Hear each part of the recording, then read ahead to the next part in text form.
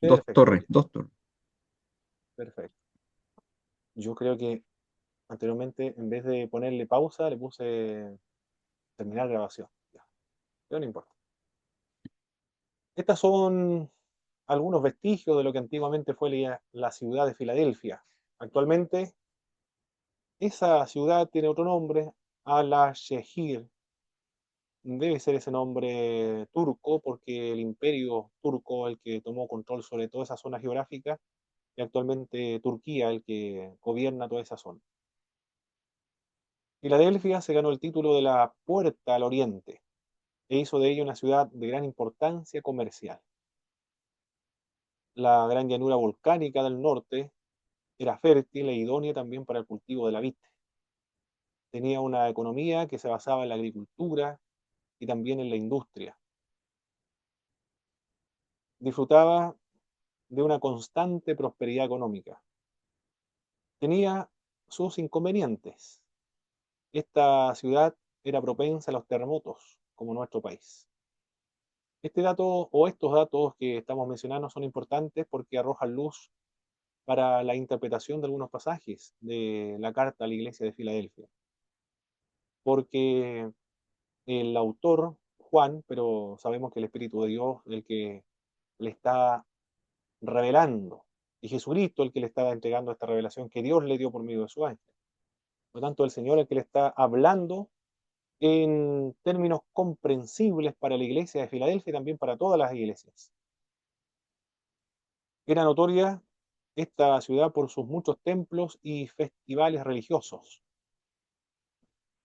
Todas las iglesias y todo el mundo antiguo también, lo que están bajo el control de gobierno romano, se caracteriza por la idolatría, era abundante la idolatría en las épocas antiguas.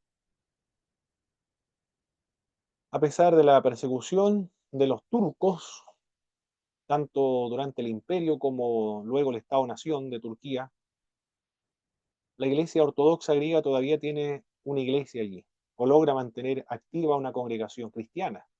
Son las iglesias ortodoxas, la iglesia cristiana griega, ortodoxa griega. En toda esta región geográfica, en Estambul, actualmente una ciudad importante de Turquía, pero eso fue antiguamente Constantinopla, y antes de Constantinopla era Bizancio. Por eso también se le conoce como el Imperio Bizantino o el Imperio de Constantinopla. La segunda Roma era la capital religiosa, la segunda capital religiosa, por el hecho de ser el Imperio Oriental romano. Era cristiano, porque Constantino trasladó la capital de Roma a Constantinopla. El cristianismo oriental floreció de allí, de Bizancio, de Constantinopla. Ellos fueron los que evangelizaron a los eslavos, a los rusos, ucranianos. Se extendieron para todo el oriente. Las iglesias ortodoxas ucranianas, rusas, son las herederas de Bizancio. La liturgia, de hecho, y las catedrales, las iglesias son muy parecidas.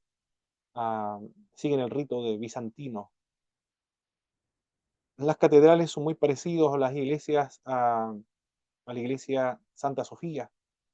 No es una santa como lo entiende el catolicismo romano, sino que a la sabiduría, que es una catedral construida en honor a la sabiduría. Actualmente, cuando llegó el Imperio Turco, lo convirtió en una mezquita, después en un museo, y parece que otra vez volvió a ser una mezquita. Muy, muy hermoso la liturgia de estas congregaciones. Me gusta mucho la liturgia, dura como 2 horas y media más o menos. Y toda la liturgia de la iglesia oriental ortodoxa lo realizan cantado. Muy, muy lindo. Hay una parte que habla acerca de la gran doxología de Juan Crisóstomo.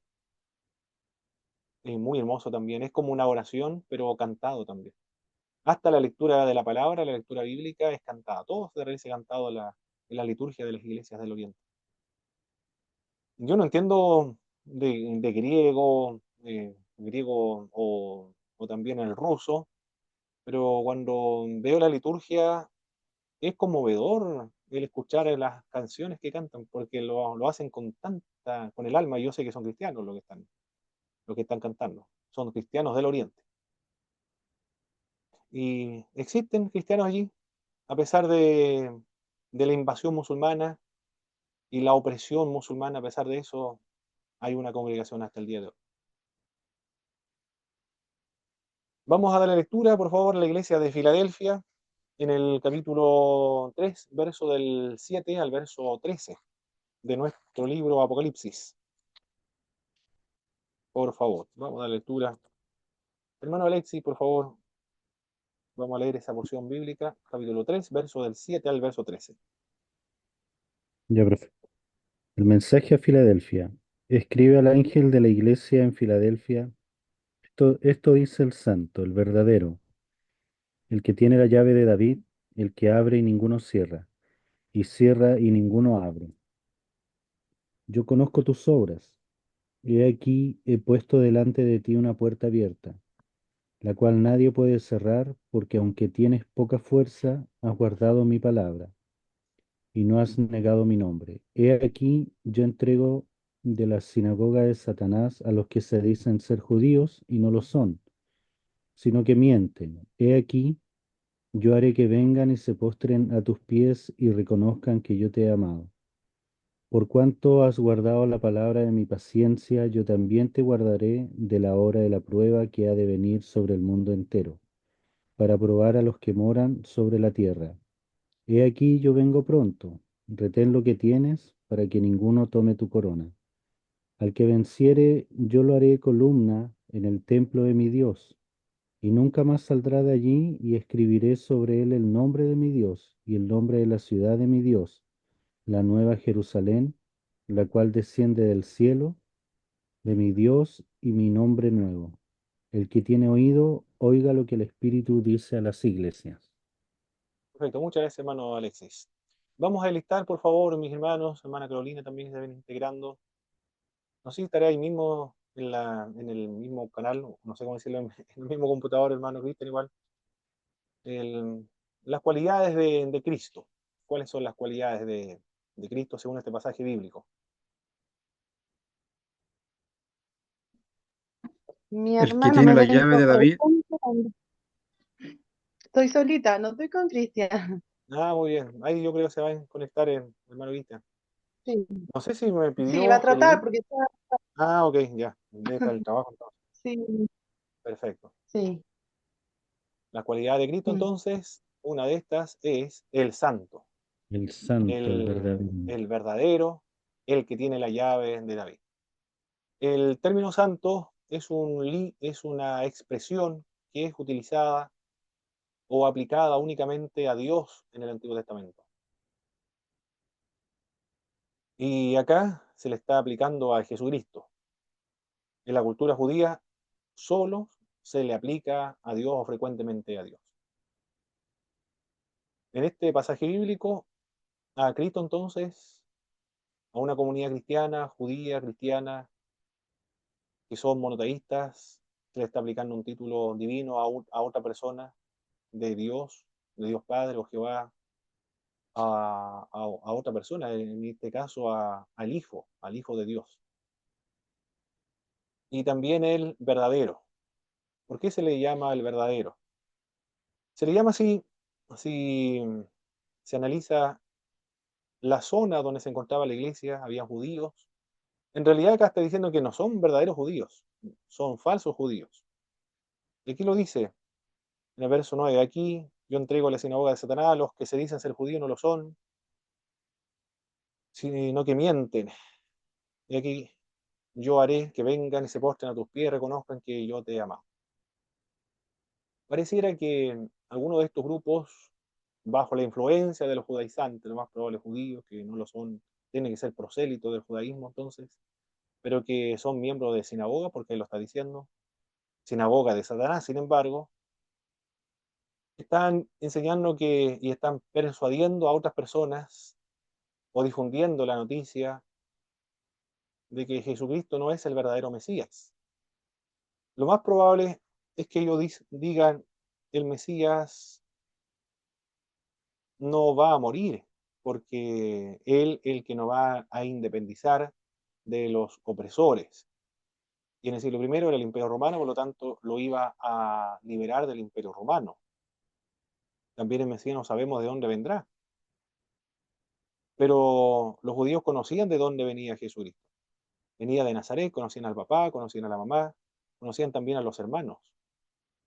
También el Mesías es el que va a traer paz a la tierra, pero Jesucristo no puede ser el Mesías porque él mismo había dicho que vino a traer espada y fuego y división dentro de una casa.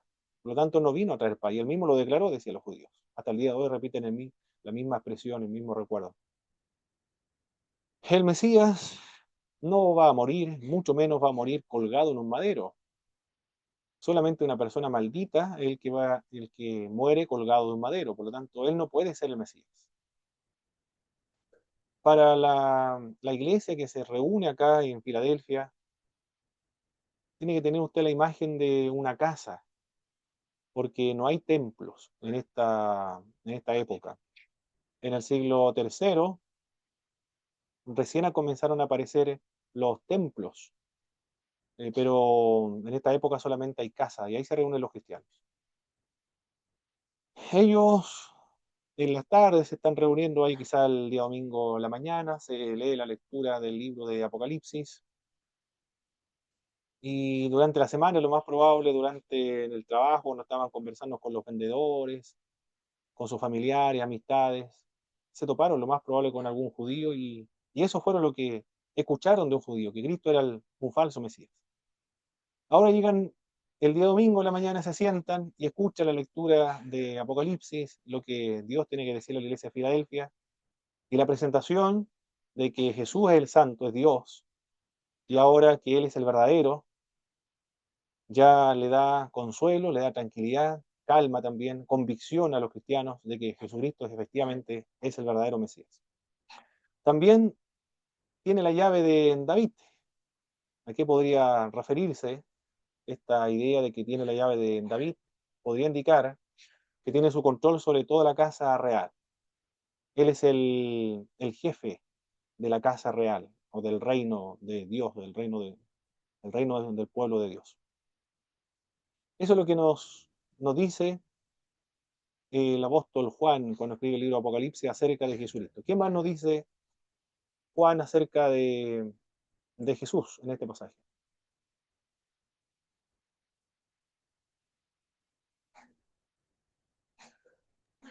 Que ha puesto de ella una puerta abierta delante de ella. Perfecto, una puerta abierta, muy bien. ¿En qué verso? Con respecto a Cristo, ¿qué es lo que dice?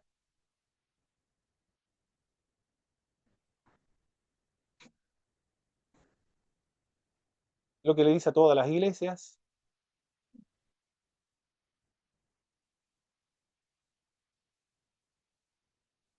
en el verso 8, dice que Él sabe sus conoce, obras perfecto, conozco tus obras. Muy bien, yo conozco tus obras, conoce a su iglesia, a todas las iglesias la conoce. Me dan un momento, por favor, vuelvo a seguir.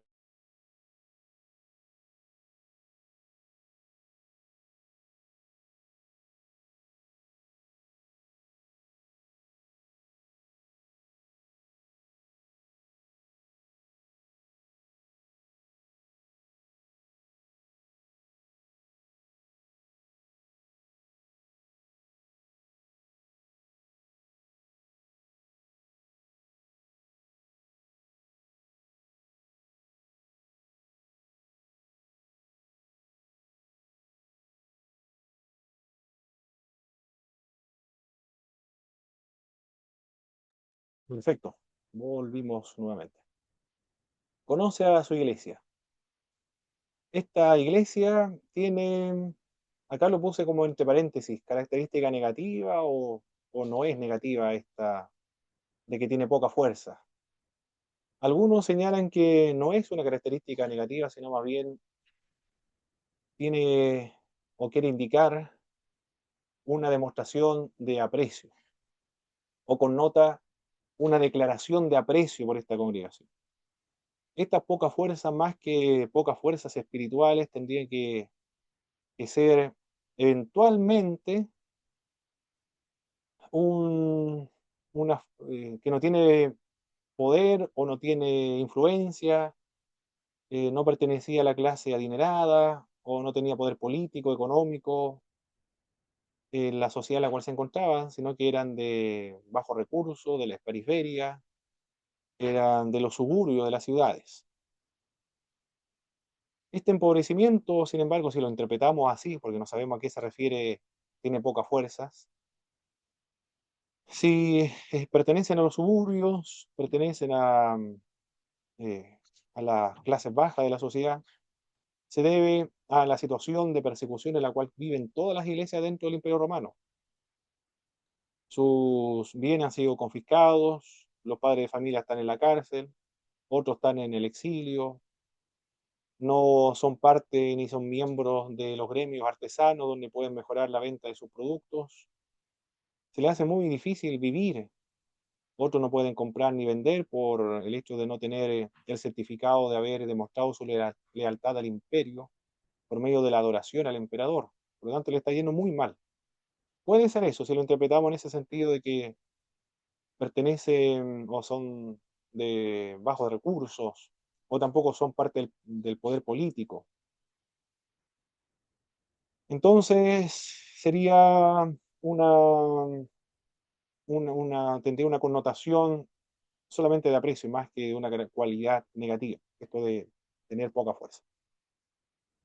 Vamos a listar entonces las características positivas de esta congregación de Filadelfia. ¿Cuáles son las características positivas de esta iglesia?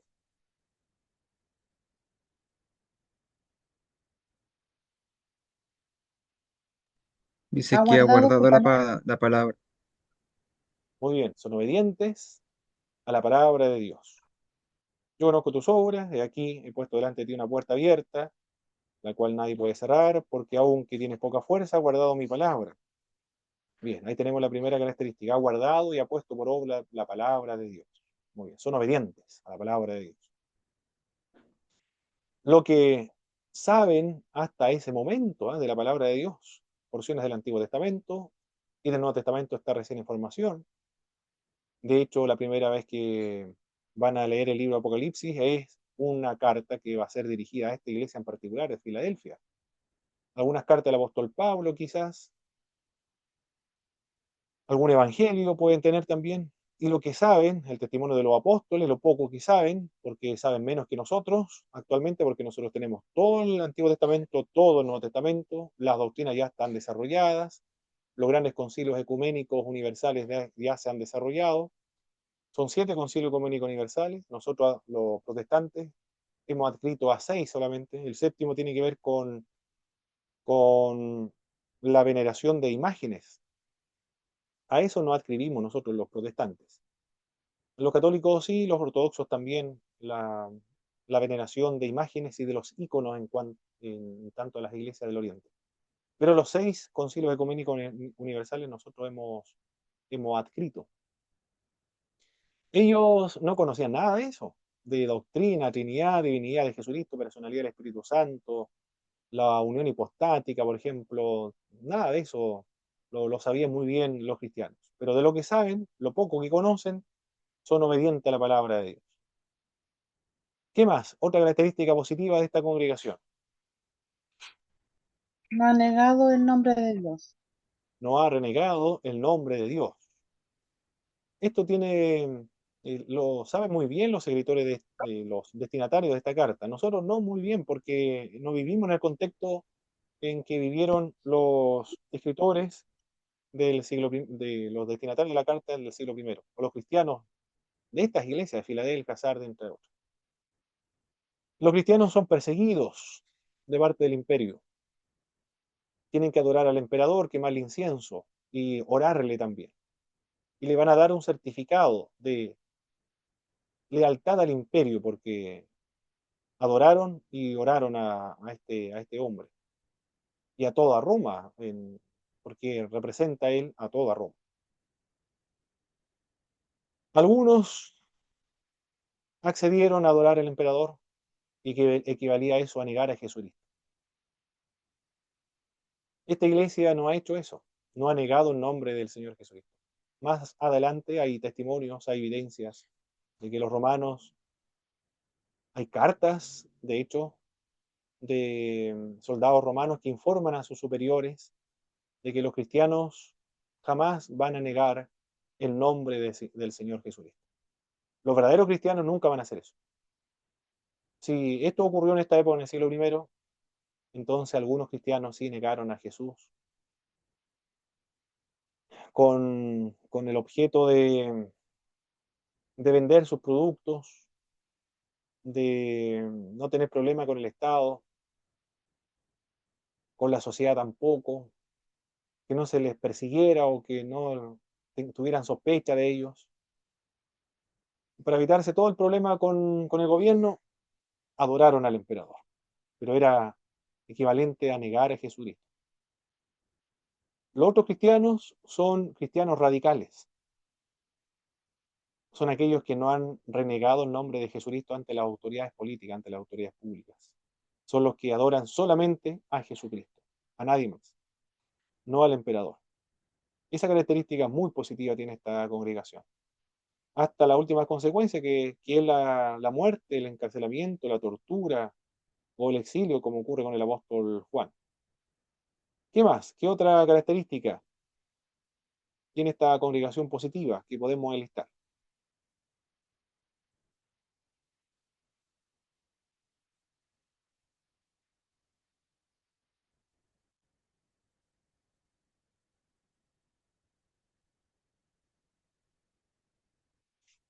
Son obedientes, no han renegado el nombre de Cristo.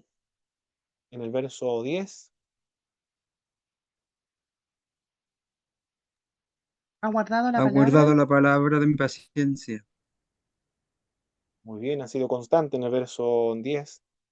Ha guardado la palabra de mi paciencia, yo también te guardaré de la hora de prueba que ha de venir sobre el mundo entero para probar los que moran sobre la tierra. Han sido constantes. En otras versiones dicen han sido constantes. También hay una porción donde dice, yo he puesto delante de ti una puerta abierta la cual nadie puede cerrar. Hay dos interpretaciones con respecto a esta frase. Yo he puesto delante de ti una puerta abierta la cual nadie puede cerrar. Algunos señalan que se refiere a la oportunidad que tiene la iglesia en medio de la persecución de dar testimonio de Jesucristo. La segunda interpretación, y quizás esta sea la más correcta, es que después de que se les cerraron las puertas de la sinagoga a los cristianos, porque fueron expulsados, se ha abierto una puerta grande frente a ellos, una puerta muy, muy abierta para todos los cristianos, la puerta del reino de los cielos, la puerta del reino de Dios. Esta nadie puede cerrar. Me gusta más esa última interpretación si lo vemos así. Esta porción o esta Biblia, este libro de Apocalipsis, se escribió entre el año 90 y 95 después del Señor Jesucristo. A los cristianos se les expulsó de la sinagoga definitivamente. Ya ningún cristiano más pudo acceder a una sinagoga después del 70, cuando cayó el templo de Jerusalén. Todos los judíos que fueron dispersados no van a tener ninguna relación más con los cristianos hasta el día de hoy. Entonces, si fue así, hay en esta época, a ver cuánto, 80, 90, 20, hace 20 años atrás, no, 26 años atrás, desde que se escribió o desde que cayó Roma hasta que toma forma escrita Apocalipsis, los cristianos ya habían estado antiguamente o anteriormente en una sinagoga y ahora ya no hay esa posibilidad. Si es así, entonces esta expresión, yo he puesto delante de ti una puerta abierta la cual nadie puede cerrar, tendría un significado muy consolador para los creyentes. Dios le ha abierto una puerta que nadie puede cerrar y tiene que ver con el reino de Dios, el reino eterno. Con respecto a la característica negativa, acá lo puse entre paréntesis porque no estoy seguro si es poca fuerza una cualidad negativa o en realidad tiene una connotación de aprecio por esta congregación. Eso es lo que le dice el apóstol Juan o Cristo a la iglesia de Filadelfia. Se le exhorta a aferrarse a lo que tiene para que nadie tome su corona y también se le promete con respecto a sus enemigos que serán reconocidos. Los enemigos reconocerán que Cristo ama a su iglesia. En el verso 9, y aquí yo entrego de la sinagoga de Satanás a los que se dicen ser judíos no lo son, sino que mienten, y aquí yo haré que venga y se postren a tus pies, reconozcan que yo he amado. Es una forma de reivindicación, reivindica a su iglesia. Frente Profesor, a, sí, entonces características negativas no tiene ninguna, por lo que, pareciera que no, pareciera que no. No estoy seguro porque algunos indican que no tiene que ver con una característica negativa. Y por lo que dice, guardan su palabra, no han renegado su fe. Si han guardado su palabra, no han renegado su fe. eh, no habría algo negativo de esta congregación. Y eso de tiene poca fuerza, parece que no tiene que ver con poca fuerza espirituales, algo relacionado con su consagración, al parecer. Por eso que lo dejé entre paréntesis ahí, de la cualidad negativa. Esta iglesia se le promete que Dios va a reconocer a esta congregación delante de sus enemigos, lo va a reivindicar. ¿Qué más? Otra promesa que se le da a esta congregación es, será guardada de la hora de la tentación que vendrá sobre el mundo. ¿Cómo lo entienden ustedes esta expresión, serán guardados de la hora de la prueba que vendrá sobre el mundo? Voy a darle lectura aquí a la Biblia. Dios llega al hombre, capítulo 3. A ver, ¿cómo lo traduce? Capítulo 3, verso 10. En esta versión, Dios llega al hombre, dice lo siguiente: ha guardado mi mandamiento de tener paciencia, y por esto yo te guardaré de la hora de prueba que ha de venir sobre el mundo entero, para poner a prueba todos los que viven en la tierra. Bueno, dice casi lo mismo de la Reina Valera. Ahí voy a buscar otra. Ah, aquí está la de Alonso Choque. ¿Qué dice Alonso Choque? La traducción de Alonso Choque. Estamos en el capítulo 3, verso 10. Vamos a ver cómo lo traduce. Como tú guardaste mi encargo de perseverar, yo te guardaré de la hora de la prueba, que se echará sobre el mundo entero para probar a los habitantes de la tierra. Dicen, casi todo lo dicen exactamente lo mismo. ¿Cómo entienden ustedes, mis queridos hermanos, será guardada esta congregación de la hora de la tentación o de la hora de la prueba, como traducen las Biblias, que vendrá sobre el mundo para probar al mundo? profesor, ¿Sí? yo siempre he escuchado a los escatólogos, bueno, los que están en la teología dispensacional, que ese versículo se refiere a que el Señor librará a la iglesia del periodo de gran tribulación que habla la escritura de 7 años. El periodo de gran tribulación, ¿no es cierto?, donde caerán los juicios de Dios, las 7 trompetas, las 7 copas y todos esos juicios. O sea que cuando dice la hora de la prueba, o sea, la hora de la prueba se refiere a los 7 años de tribulación. Muy bien, claro. Desde la perspectiva pre-tribulacionista, del cual somos todos, esa es la interpretación. Muy claro, no hay más vuelta que darle, a menos que se adopte otra posición escatológica. Pero hay dos posibilidades, más, aparte del pre-tribulacionismo. El mesotribulacionismo, el mid-tribulacionismo y el post-tribulacionismo. Como sea que se interprete, serán guardados los cristianos de la hora de la prueba si lo vemos de la perspectiva futurista. Habría que ver cómo lo interpretan los preteristas acá. Será guardada de la hora de la prueba que vendrá sobre el mundo. ¿Qué más? Otra promesa que le da el Señor a esta congregación de Filadelfia. El vencedor, ¿qué ocurrirá con el vencedor? Será columna en el templo de Dios, dice el verso 12. Y nunca más saldrá de allí. Recuerde que Filadelfia se caracterizaba por los terremotos. Y los edificios de Filadelfia en el siglo primero no tenían los mismos normas de construcción que en Chile o en Japón actualmente. No sabían, o quizás se habrían preparado con más refuerzos de los pilares, construcciones con piedra, pero el peligro era evidente. Si había un terremoto, los pilares de piedra, que no hubiesen estado tan firmes para soportar terremotos, corría el peligro de que se derrumbara sobre los cristianos, sobre todos los que vivían ahí, en esta ciudad. Por lo tanto, todos los ciudadanos abandonaban la ciudad para protegerse, y ahí estaban una semana, 2 semanas, y después volvían otra vez. A esta congregación se le dice que el Señor lo hará columna del templo de Dios y nunca más saldrá de ahí. Le está indicando que va a vivir en un lugar seguro, no como Filadelfia. También se grabará el nombre de Dios en él. De la Nueva Jerusalén se le dará un nombre nuevo al creyente. Aquí nos dice, escribiré sobre él el nombre de mi Dios y el nombre de la ciudad de mi Dios, la Nueva Jerusalén, la cual desciende del cielo de mi Dios, y mi nombre nuevo. El que tiene oído, oiga lo que el Espíritu dice a las iglesias. Aquí estamos viendo la Trinidad, ¿no? El Padre, el Hijo y el Espíritu. Oiga lo que el Espíritu dice a las iglesias. El Espíritu es el que le está hablando a las iglesias. Pero el mensaje de Cristo.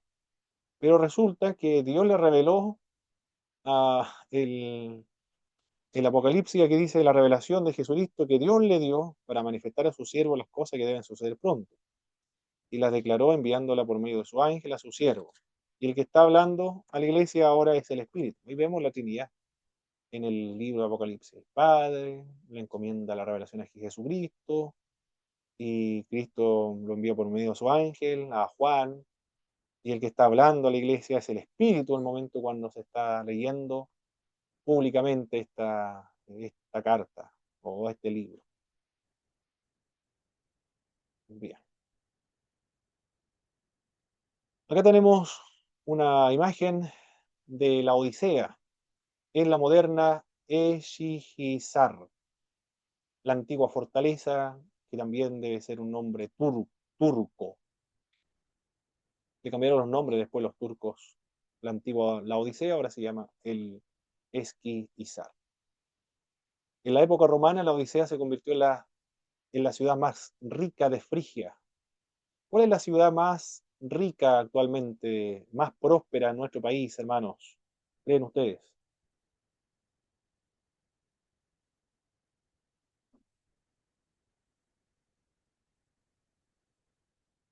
¿Cuál podría ser?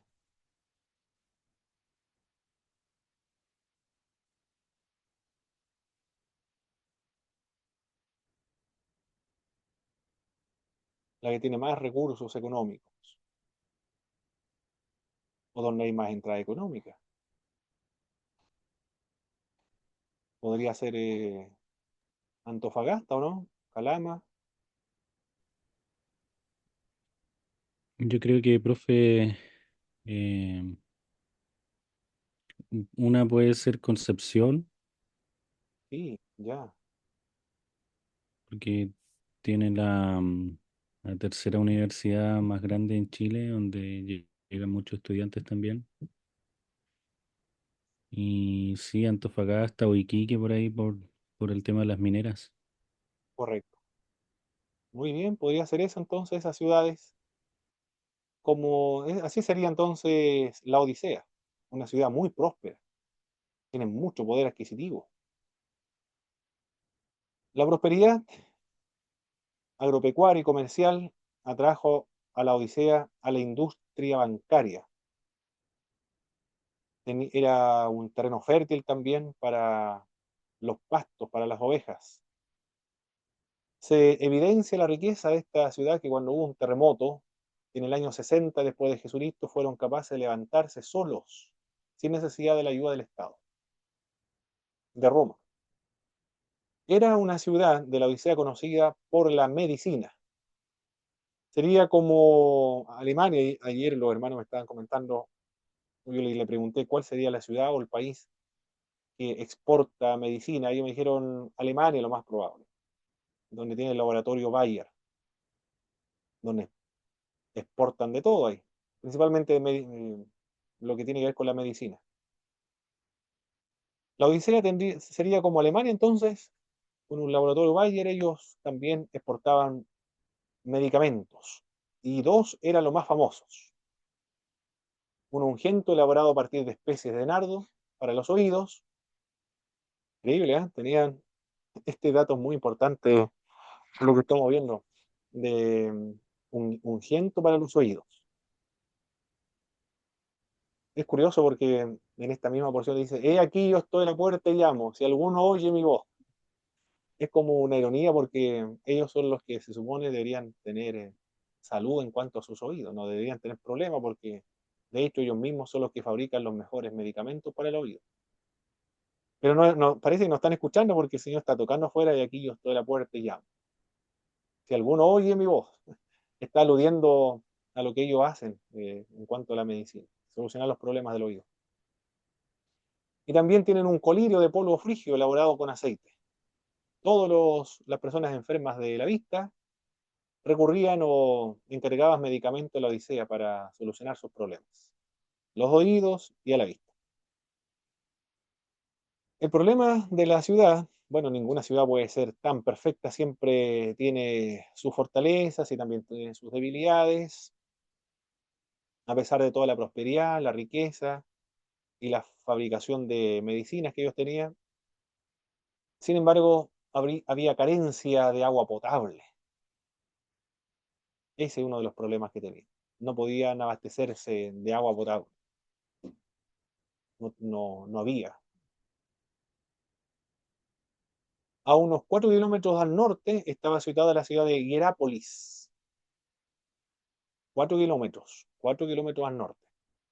Estas, estas zonas o estas aguas eran termales, brotaban de los manantiales, que estaban situados dentro de los límites urbanos de la Odisea, pero estaban a 4 kilómetros de distancia.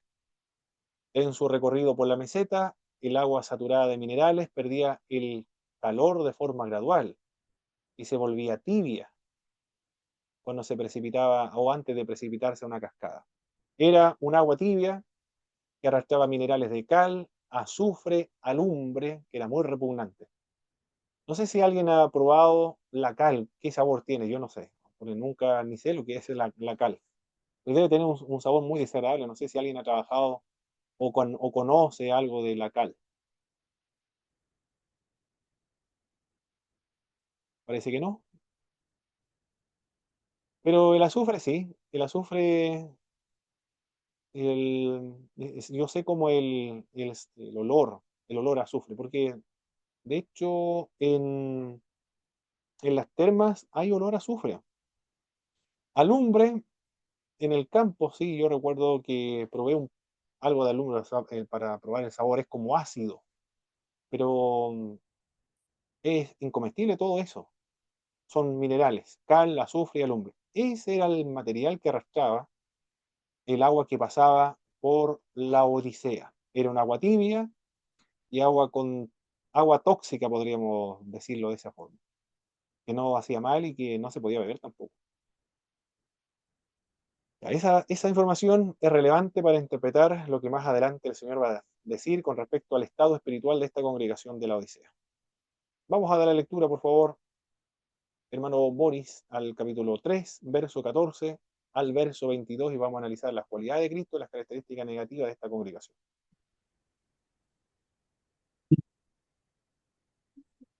Ya. Capítulo 3, versículo 14 al 22. Dice así. Y escribe el ángel de la iglesia en la Odisea. Esto dice el Amén, el testigo fiel y verdadero, el principio de la creación de Dios. Yo sé tus obras, que ni eres frío ni caliente. Ojalá fueras frío o caliente. Así por cuanto eres tibio y no frío ni caliente, voy a vomitarte de mi boca. Porque dices, yo soy rico y me he enriquecido, y de ninguna cosa tengo necesidad. Y no sabes que tú eres un desventurado, miserable, pobre, ciego y desnudo. Te aconsejo que de mí compres oro refinado por fuego para que seas rico, y vestiduras blancas para que te cubras y no quede al descubierto la vergüenza de tu desnudez. Unge tus ojos con colirio para que veas. Yo reprendo y corrijo a todos los que amo. Sé pues celoso y arrepiéntete. He aquí yo estoy a la puerta y llamo. Si alguno oyere mi voz y abre la puerta, entraré a él y cenaré con él y él conmigo. Al que venza le daré que se siente conmigo en mi trono, así como yo he vencido y me he sentado con mi Padre en su trono. El que tiene oído, oiga lo que el Espíritu dice a las iglesias. Excelente. Muchas gracias, hermano Boris. ¿Cuáles son las cualidades de Cristo según este pasaje bíblico? Es tibia, no es fría ni caliente. Es el amén, es el testigo fiel, es veraz, es el soberano de la creación de Dios. Ah, las cualidades de Cristo, pregunta usted. ¿Sí? ¿Qué había dicho? Ah, ¿Qué ya. dije? ¿Qué había dicho yo, hermano Boris? No, yo había dicho, estaba hablando de la iglesia, y había dicho, es tibia. Ah, ok, muy bien. Muy bien. Las cualidades de Cristo, la primera. El, bueno, es el amén, el testigo fiel, el soberano de la creación de Dios. De ahí que sus promesas sean fijas, sus promesas son firmes, son inconmovibles y de rígido cumplimiento. Es el principio de la creación de Dios. Significa que es preeminente en su posición. Otros textos bíblicos como el libro de Hebreos, por ejemplo, también el libro de los Hechos de los Apóstoles, Colosenses, igualmente el apóstol Pablo, con respecto a Jesús dice que Él es el primogénito de toda creación. Es decir, es el jefe, la cabeza de toda la creación. Juan, el que escribe esta porción bíblica, señala que todo fue creado por medio de Él y para Él. Él es el creador y sustentador de todas las cosas. Sin Él nada de lo que ha sido hecho, hecho fue. Para Él y por medio de Él, todos fueron creados. Entonces aquí está simplemente, si Cristo le está revelando esto, que es el soberano de la creación de Dios, o es el principio de la creación de Dios, ya lo había dicho anteriormente, Juan, ya sabía todo esto. Cristo es el soberano sobre la creación. La iglesia se encuentra bajo la presión del imperio romano, el emperador, el que gobierna y controla todo el imperio, pero no se puede comparar con Jesucristo. Él sí es el soberano de toda la creación. El emperador ha creado un imperio, ha creado una muy buena administración, un gran administrador, un gran político. La legislación de Roma es una de las más elaboradas de la época, hasta el día de hoy es estudiada. Todos los que van a ser abogados estudian el derecho romano, y de hecho algunos que son abogados señalan que el derecho romano debería ser estudiado por todos los que estudian, o por lo menos algunas especialidades, algunas ciencias, algunas profesiones. Así de impresionante fue el imperio romano. Podían crear también grandes caminos para conectar todas las provincias y todas las ciudades importantes del imperio. Los acueductos también, que son formidables, obras de ingeniería de la antigüedad. Pero ellos son criaturas. En cambio, Cristo es el soberano de la creación de Dios, el que creó todas las cosas. No se puede comparar con el emperador romano. Por eso, aquellos cristianos que hubieron cristianos, y de hecho la advertencia, sé fiel hasta la muerte, yo te daré la corona de la vida. Retén lo que tienes para que nadie tome tu corona. Sé fiel, y yo no borraré tu nombre del libro de la vida. Yo te haré columna en el templo de Dios, te daré un nombre nuevo que nadie conoce. Es porque algunos cristianos negaron la fe en Jesucristo, renunciaron a la fe, adoraron al emperador para no tener problemas con la justicia y con la sociedad y poder criar bien a su gente, a su familia. Por eso estas cualidades acerca del Señor Jesucristo es para aumentar, consolidar, fortalecer la fe de los creyentes e impedir que adoren al emperador y así nieguen la fe en Jesucristo. ¿Y qué más dice otra cualidad de Jesucristo? Dice en la carta a la Odisea, lo que se le dice a todas las congregaciones. Conoce a su iglesia, ¿cierto? Yo conozco tus obras. Conoce a su iglesia. ¿Cómo no la va a conocer si tiene todo conocimiento? Es omnisciente, es omnipresente, es soberano, es eterno, está en todo lugar. Conoce a su iglesia. No hay nada que él no conozca. Tiene esta congregación características negativas y de hecho no tiene ninguna positiva. ¿Cuáles son estas características negativas, por favor, mis queridos hermanos?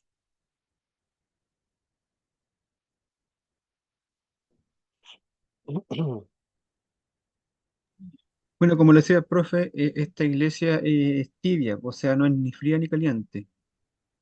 Es una iglesia tibia. Perfecto. No es consciente de su necesidad e inutilidad.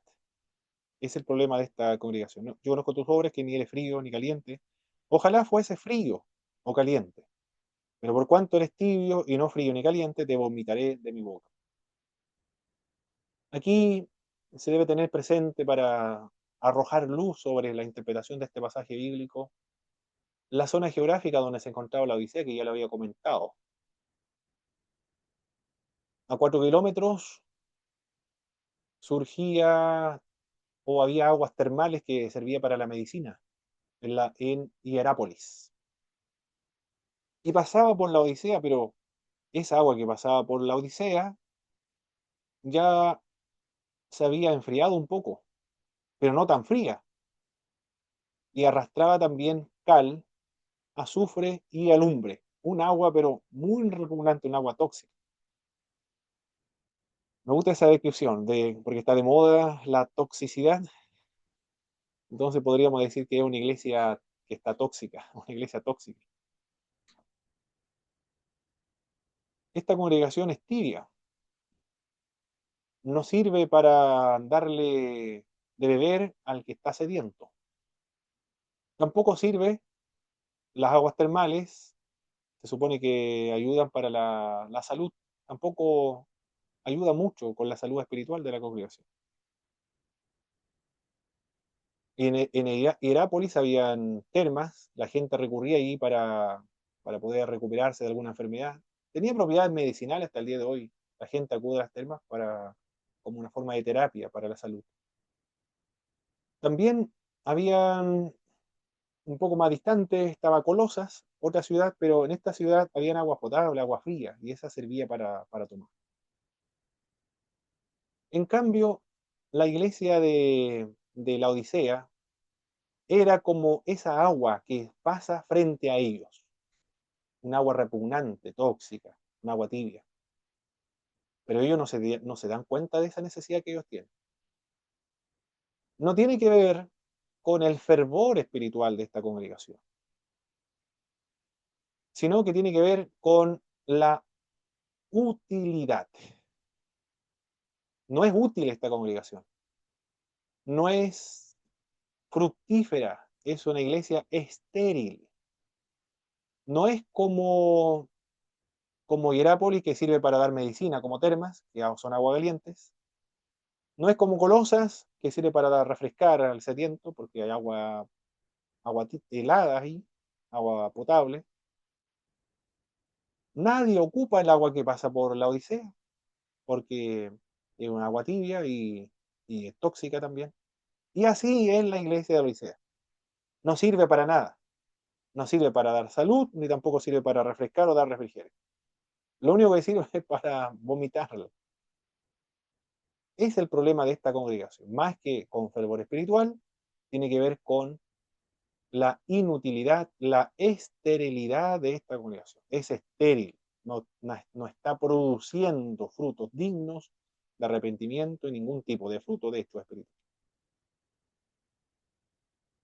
Esa es la interpretación, de acuerdo a los exégetas comentaristas bíblicos, respetando el contexto de la zona geográfica donde se encuentra la congregación. Es una iglesia tibia, es decir, inútil. Si fuera una iglesia caliente, serviría para dar medicina. Si fuera una iglesia fría, serviría para dar agua, agua potable. Ya habíamos dicho que no tiene nada que ver con el fervor espiritual, porque si se interpreta de ese modo de fervor espiritual, ¿cómo explicar que Dios prefiere que sea una iglesia fría? Que equivaldría, si lo interpretamos en base al fervor espiritual, una iglesia incrédula. Yo no sé cómo lo han predicado en sus iglesias, mis hermanos, o no han tratado este tema de la congregación de la Odisea cuando corresponden predicar o en los sermones de internet. Profesor, Sí, siempre yo he escuchado, claro, siempre cuando, por ejemplo, hay cristianos que van a la iglesia, pero también tienen una vida mundana.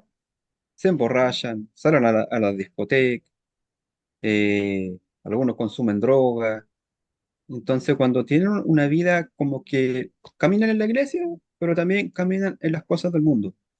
Entonces, a ese tipo de cristiano se le llama un cristiano tibio. Y se dice que ese tipo de iglesia es la iglesia porque no es ni frío, o sea, no están en el mundo, ni tampoco están completamente comprometidos con la iglesia. Es tibio, dicen. ah, Entonces, ok. ese tipo de cristianos que no están espiritualmente, no están firmes, sino que siguen con las cosas del mundo, yo he escuchado que se le da esta aplicación, ¿no es cierto?, de esta iglesia de la Odisea, en el sentido de que son ni fríos ni calientes. No son ni del mundo, ni tampoco son la iglesia, sino están con un pie en el mundo, con otro pie en la iglesia. Siempre he escuchado esa interpretación yo. O sea que se refiere a al estado espiritual. Al fervor espiritual, al fervor espiritual. Ujú. Claro, La porción de prefiero que seas tibio, ojalá fuese, perdón, ojalá fueses frío, entonces tendría que ser, ojalá fueras un incrédulo porque tendría una oportunidad de poder arrepentirse. Así se debería interpretar en ese sentido. claro, claro. Muy bien, muy bien. Yo en una Pero oportunidad, sí, adelante, hermano. sí, pero usted dice que la exégesis correcta no se refiere al estado espiritual, sino a un estado de como de productividad, por así decirlo, ¿cómo fue que dijo? Utilidad De espiritual, utilidad utilidad. espiritual o que sean fructíferos espiritualmente. Tiene que ver con estado espiritual, pero en cuanto a la producción espiritual, podríamos decir, a la inutilidad espiritual. Espiritualmente son inútiles, porque si fuesen una iglesia caliente, sería como las aguas termales de Hierápolis que sirven para la medicina. Servirían como un centro donde se restauran las almas, son sanadas las almas. Y si fuese una iglesia fría, serían como las aguas de Colosa, que son aguas frías, potables, que se pueden tomar, que dan refrigerio a una persona, al sediento, por ejemplo. Le daría refrigerio a un sediento espiritual, pero que no puede dar ni medicina ni satisfacer la sed espiritual de la gente. No, la gente va ahí y no recibe ningún beneficio espiritual. Esa es la interpretación que se da respetando la zona geográfica donde se encuentra la Odisea. Profe, En una oportunidad una hermana dijo, bueno, todos los familiares iban a la iglesia y dijo, yo no voy a la iglesia, no voy más porque ya me están diciendo que yo debo ser fervoroso en el espíritu. Y yo no soy como los hermanos, porque algunos hermanos eran más efusivos, más adoraban al Señor con más fervor. Entonces ella no era así. Entonces dijo, yo mejor no voy a la iglesia porque debo ser tibia. Y como la Biblia dice que los tibios lo vomitará de su boca, yo no quiero que el Señor me vomite de su boca, dijo. Me voy a quedar en la casa mejor, siendo tibia. Y se quedó en la casa, toda la familia iba a la iglesia, porque eso es lo que interpretó y lo que escuchó en la predicación ella. Era preferible que fuera muy fría, que se quedara en la casa y no participara en una congregación.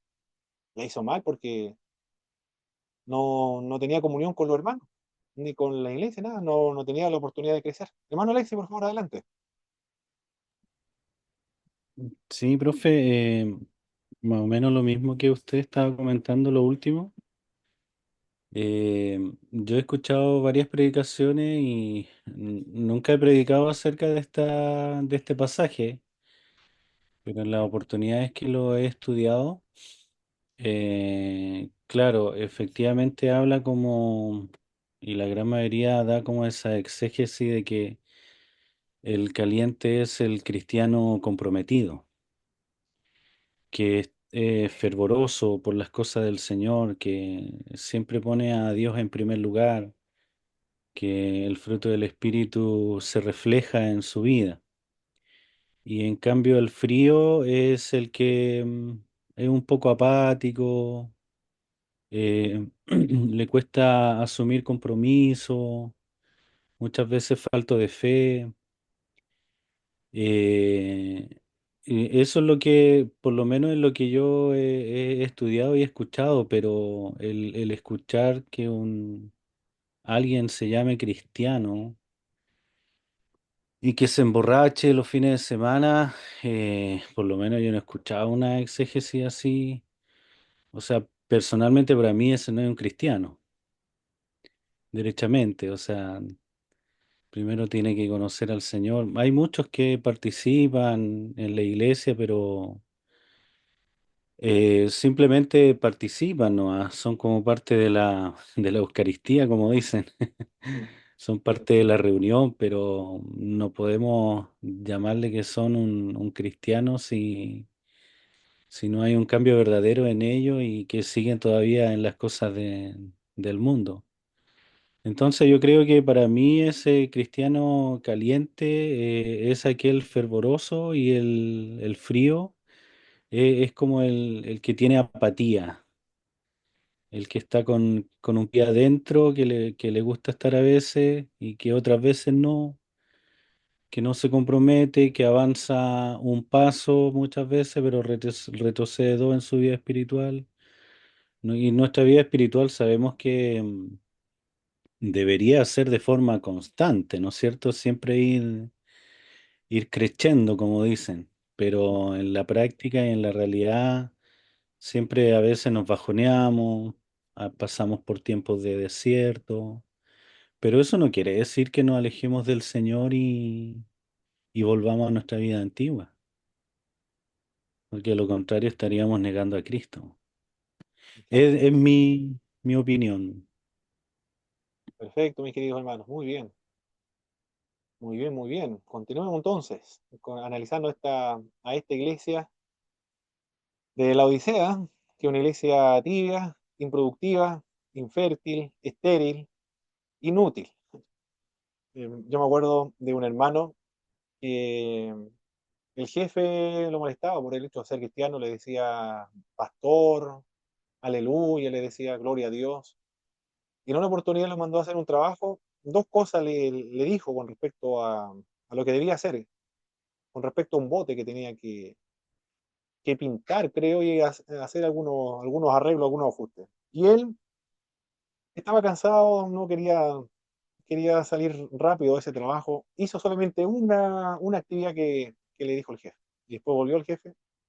¿Está listo ya? Sí, está listo, jefe. Le dijo, ya concluía. Y lo otro lo hiciste también. Lo vio y claro, no estaba hecho la otra parte del trabajo que le había asignado. ¿Viste? Le dijo, ni para inútil sirve. Le estaba citando el texto de Jesucristo cuando el Señor le dice, después de haber hecho todo, ustedes deben decir, siervo inútiles somos, porque lo que teníamos que haber hecho, eso lo hicimos. Y él quedó meditando, no le dijo nada al jefe, pero el jefe le citó un texto bíblico.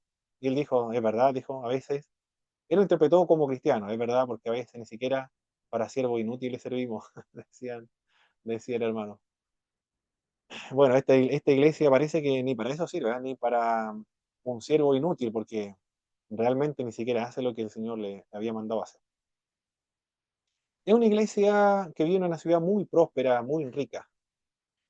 Presume de riqueza en el verso 17. Ellos dicen, porque tú dices yo soy rico, y no es verdad, lo que ellos están diciendo es verdad. Son ricos, si lo interpretamos en términos materiales, y me he enriquecido. Algunos lo interpretan también que esta iglesia está evidenciando su estado espiritual por los recursos económicos que exhibe. Es decir, no tiene necesidad. Soy rico, me he enriquecido, de ninguna cosa tengo necesidad. Y no sabes que tú eres un desventurado, un miserable, un pobre, ciego y desnudo. Terrible, ¿eh? Presume de riquezas, pero en realidad es infeliz, es miserable, pobre, ciego y una iglesia desnuda. La ciudad se enorgullecía de tres cosas: de su riqueza económica, que ya lo habíamos hablado anteriormente, fertilidad de la tierra también, y una extensa industria textil. Exportaban textiles, ropas de muy buena calidad. Exportaban también colirio, ungüento para los oídos y colirio también para la vista, a todo el mundo. Se destacaban en esas tres, bueno, tres cosas. La otra, riqueza económica, industria textil y medicina, ungüento para los oídos y colirio para la vista. Profesor, En eso era realidad,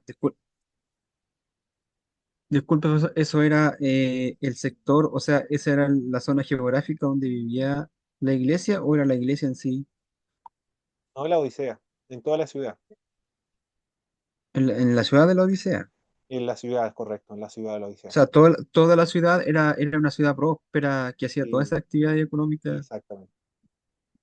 Pero como los miembros de esta congregación viven allí, lo más probable es que algunos sean ricos, tengan buena condición económica, algún hermano quizás tenga alguna empresa de industria textil, algún hermano está relacionado de alguna manera con la exportación de colirio, de ungüento también para los oídos.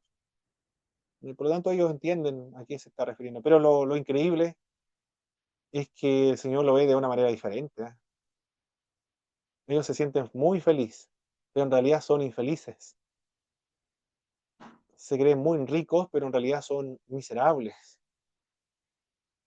Es una ciudad rica y ellos también son ricos, pero Dios lo ve como pobres. Ellos son los que exportan colirio para solucionar sus problemas visuales de todo el mundo. Pero ellos son ciegos. Tienen grandes empresas textiles para cubrir a todo el mundo, para abrigar a todo el mundo, pero en realidad ellos están desnudos. Esa es la condición y la situación de esta congregación. Me estaban comentando algunos que la forma de determinar el éxito de una congregación actualmente es por la cantidad de recursos económicos que ostenta la congregación. ¿Cómo se ve el éxito ministerial? Aunque esto es reprochable y también los ministros del Evangelio están de acuerdo con esto, que es una actitud muy reprochable, pero se comenta a modo de, no sé cómo decirlo, de broma podría ser, pero así pareciera que se mide el éxito y la prosperidad de una congregación y la aprobación de Dios con respecto a una congregación. La estructura de una iglesia. ¿Cómo es la estructura de una iglesia?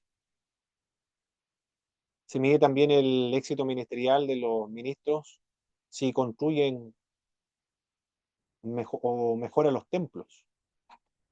La construcción material es muy importante en algunas congregaciones. Y de hecho es un requisito para ascender en el cargo ministerial, cuando son estructuras episcopales, por ejemplo. Congregacionales no hay, los criterios son otros ahí, pero cuando son episcopales se mide el ministerio por construcción o mejoramiento del edificio y por la cantidad de autos que hay el día domingo afuera de la iglesia. Así se mide actualmente el éxito de una congregación. Hay congregaciones también que dicen: nosotros estamos bendecidos, prosperados y en victoria. Esto proviene de esta expresión.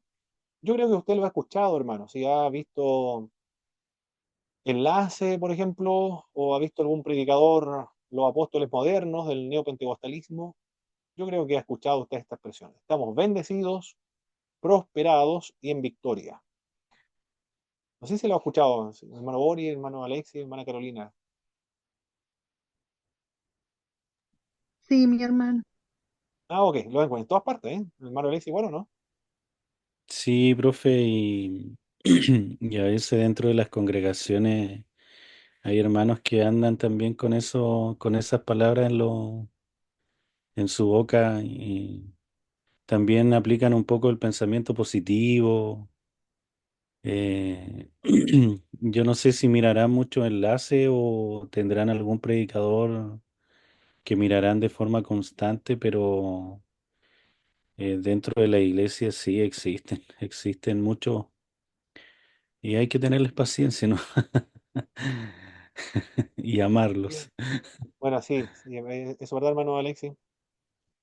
Pero ahí estamos viendo nosotros cómo se define o cuáles son los criterios que utilizan para definir una iglesia exitosa o prosperada. En términos materiales, cuando dicen somos bendecidos, están hablando en términos materiales.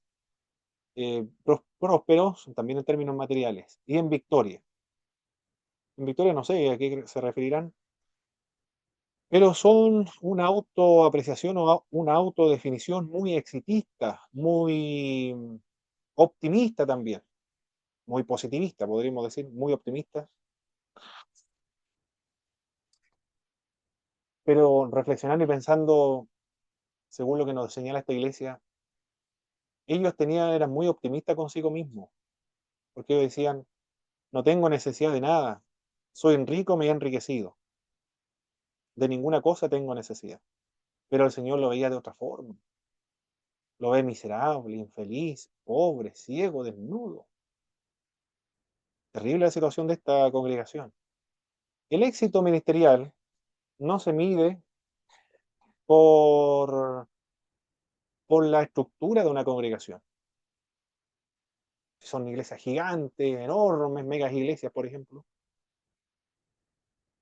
No se mide el éxito por una congregación en ese sentido, tampoco por la cantidad de vehículos que hay el día domingo en el culto. Se mide por la calidad de sus miembros de la iglesia. Si se parecen a Jesucristo, la mayor cantidad de miembros se parece a Jesucristo, ha alcanzado la estatura de un varón perfecto, que ha desarrollado los frutos del Espíritu, y en la intensidad y la calidad de amor que se expresa en los miembros de la iglesia y también se manifiesta el mundo, así se mide el éxito de una congregación. Ni tampoco por la cantidad de miembros que tiene la iglesia, sino por la calidad de miembros de esa congregación. Así se puede decir que es exitoso, porque también puede tener miles de miembros, pero tiene que trabajar mucho el ministro del Evangelio ahí, porque tiene que predicar, enseñar, discipular, con la finalidad de reproducir en todos ellos la imagen de Jesucristo, porque todos somos llamados a ser como Jesucristo. Así se mide el éxito de una congregación, pero no en base a material, como esta iglesia. Esta iglesia se definía como una iglesia exitosa, próspera, pero para Dios era una iglesia inútil. Recuerda que decías era una iglesia tibia, inútil, no estaba produciendo nada, estéril también, pobre, ciega, desnuda. Se le exhorta a esta congregación en el verso 18, se le exhorta, ¿sí, hermano Alexis? Profe, una consulta, ¿cómo, cómo podríamos medir? Bueno, usted mencionó algo, pero ¿cómo podríamos medir de acuerdo a a las bases que usted comentaba, que una iglesia sea exitosa, medirla cualitativamente? Es un poco difícil medir el éxito en ese caso, Sí, sí, es de verdad, acuerdo a lo que usted mencionaba. correcto. Eso es verdad, eso es verdad. Porque no podemos estar, no se puede estar solamente por el testimonio, hermano Alexis, puede ser, de lo que tengan de afuera, los familiares, la esposa, los esposos, los hijos también de los hermanos, lo que opinan los familiares de los hermanos, lo que opinan los jefes, los colegas de trabajo, las amistades de los hermanos. Ahí nosotros podemos saber cómo son los hermanos de nuestras congregaciones.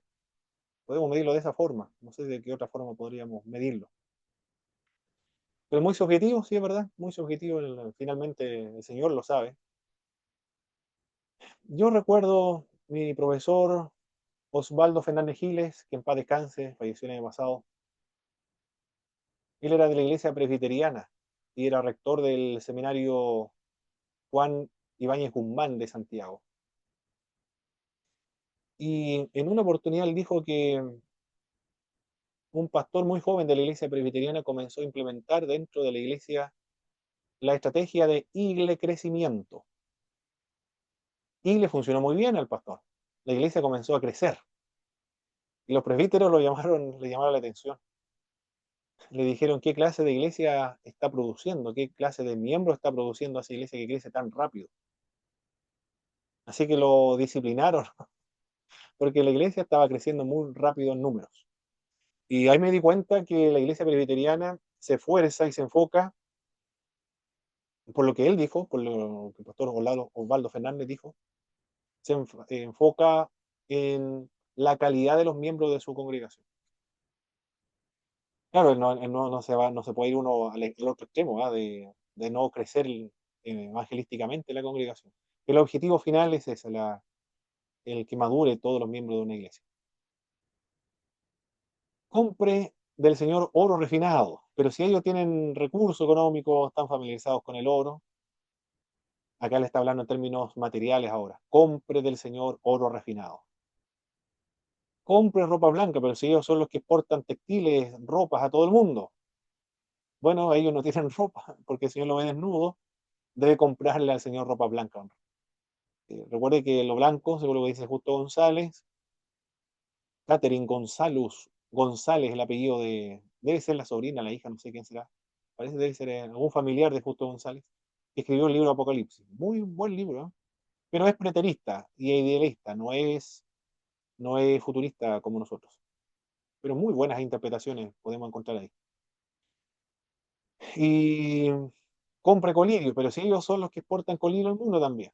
Bueno, resulta que ellos son ciegos. Un ciego tratando de solucionar el problema de otro ciego, ¿no? Así en la iglesia de la Odisea. Que sea fervorosa, que se arrepiente también el verso 19. Le advierte a esta congregación que el Señor está por botarla de su boca, por vomitarla de su boca. Todavía no lo ha vomitado, tiene todavía la posibilidad de que se arrepienta. Y el Señor reprende y disciplina todo lo que ama. Es una iglesia que todavía Dios la tiene en cuenta, todavía no la ha desechado. Hay posibilidades de que sea vomitada de la boca del Señor, pero todavía eso no se ha ejecutado. El Señor la está llamando, de hecho, y la tiene en cuenta, por eso que le escribió una carta para que se arrepintiera. Le está dando una oportunidad para que vuelva a la comunión con Dios otra vez.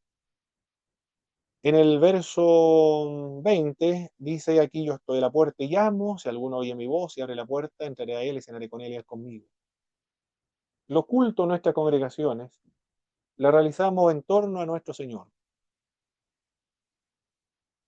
Comenzamos la primera oración en algunas iglesias, en otras iglesias una alabanza, pero siempre invocando a Jesucristo. Las alabanzas tienen relación de exaltar a Jesucristo. Las oraciones son en nombre de Jesucristo. Nos dirigimos a Dios Padre por medio de Jesucristo en el Espíritu Santo, una oración trinitaria. La predicación es una predicación cristocéntrica en el sentido de que procura reproducir en los miembros la imagen de Jesucristo. Una alabanza final que tiene la finalidad de exaltar a Jesús y la oración final se finaliza en el nombre de Jesús. Cuando tomamos la Santa Cena recordamos la muerte, la sepultura, resurrección y segunda venida de Jesucristo. El establecimiento de la nueva alianza establecida por Jesucristo en su cuerpo. El pan simboliza el cuerpo de Cristo, el vino simboliza la sangre de Jesucristo. Y todos los creyentes compartiendo, estamos sentados en una misma mesa en la Santa Cena, por el simbolismo ese de tener comunión entre todos los miembros de la iglesia cuando tomamos la Santa Cena. Dentro de los miembros del cuerpo de Cristo, siendo Cristo la cabeza de la iglesia, estamos cenando con el Señor y con su cuerpo, que son todos los miembros. Pero resulta que toda esa actividad está realizando la iglesia de la Odisea. Ellos se reúnen en sus casas, recuerden, en las casas. Hay varios hermanos ahí reunidos, tomando la cena, orando, cantando, intercediendo, tomando la cena en nombre del Señor. Y resulta que esta congregación no ha invitado a esta celebración a la persona más importante, a Jesucristo. Lo tienen afuera. Y Cristo desde afuera está tocando para poder ingresar a esta congregación. Es como si se le hubiese olvidado lo principal. Está tocando la puerta. Aquí yo estoy a la puerta y llamo. Es decir, ni siquiera tienen la puerta abierta, tienen la puerta cerrada al Señor, que tiene que tocar ahora.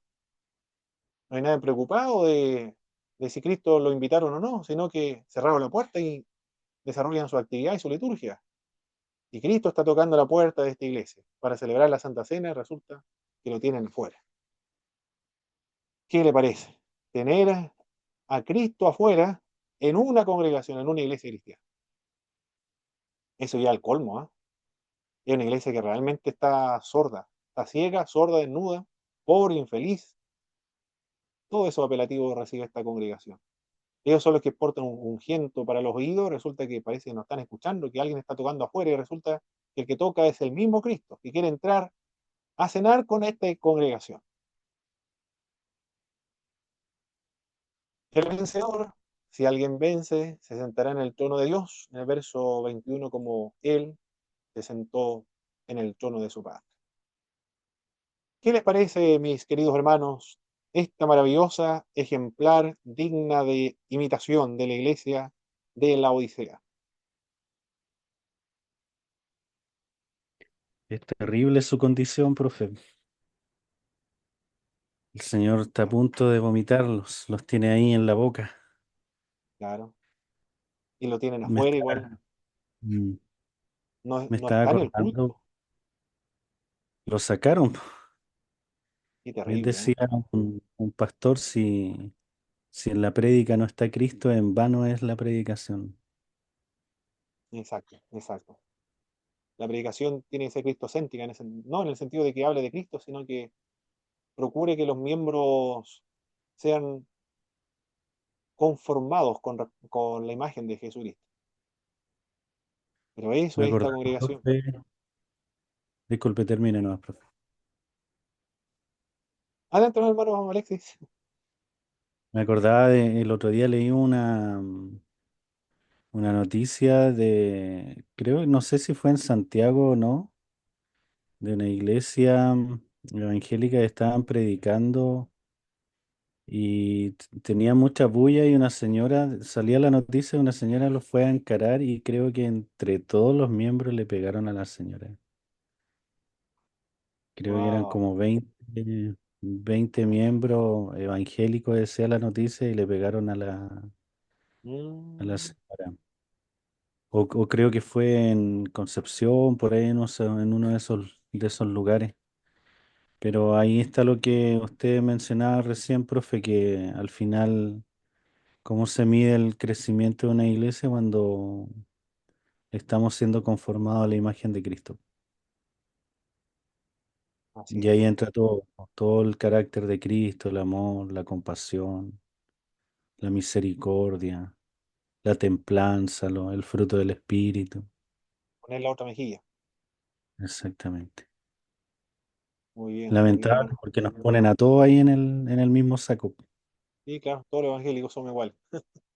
Eso es lo lamentable, ¿eh? Muy bien, mis queridos hermanos, vamos a descansar entonces un momento, son las 8.